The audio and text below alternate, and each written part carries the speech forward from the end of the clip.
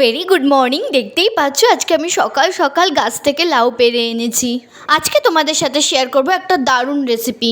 সবাই কেমন আছো? আমি তো খুব সুন্দর আছি। লাউ আলাদা করে কেটে শাকগুলোকে একটা প্লেটে রেখেছি, তারপর ভালো করে ধুয়ে ছাড়িয়ে নিচ্ছি। মাছের মাথা দিয়ে লাউ শাকের হাঁড়িয়ালি, এটা একদম আমার হাতের স্পেশাল রেসিপি। তোমরা কিন্তু অবশ্যই আমার রান্নাটা দেখে বাড়িতে ট্রাই করো। একদম খুব ঘরোয়া রেসিপি, বাজারে খুবই সহজলভ্য।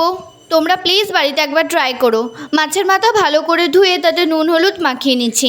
কড়াইয়ের তেল গরম হয়েই এসছে, তাতে ছেড়ে দিলাম। খুব বেশিক্ষণ সময় লাগে না মাছের মাথা ভাজতে।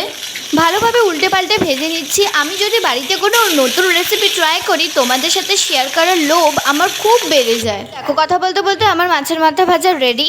চলো ওই কড়াইয়েই 5 ফোড়ন, শুকনো লঙ্কা, কুচনো রসুন আর সামান্য পরিমাণ পেঁয়াজ দিয়ে ব্রাউন কালার হয়ে আসলেই তাতে দিয়েছি কিউব করে রাখা আলু। নাড়তে নাড়তে ওপর থেকে একটু নুন ছড়িয়ে দিলাম, হালকা নেড়ে ছেড়ে আবার ওপর থেকে একটু হলুদ দিয়ে দিয়েছি। তারপর দিয়েছি সামান্য পরিমাণ চিনি আর জিরে গুঁড়ো।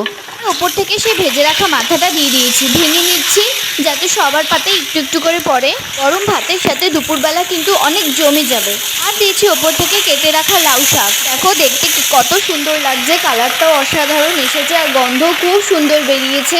ভালো করে নাড়তে থাকবো, না হলে কিন্তু জল বেরিয়ে আসবে।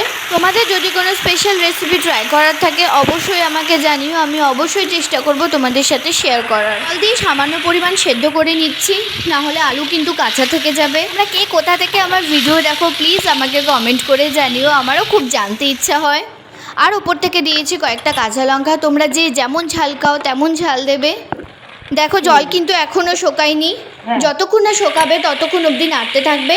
এই দেখো তোমাদের সাথে কথা বলতে বলতে জল একদম শুকিয়ে আসছে, প্রায় রেডি। দেখো মাছের মাথা দিয়ে লাউ শাকের হাঁড়িয়ালি কিন্তু আমাদের একদম রেডি। যারা আমার চ্যানেলে নতুন প্লিজ সাবস্ক্রাইব করে দিও, আর ভিডিও ভালো লাগলে লাইক করে দিও। চলো টাটা।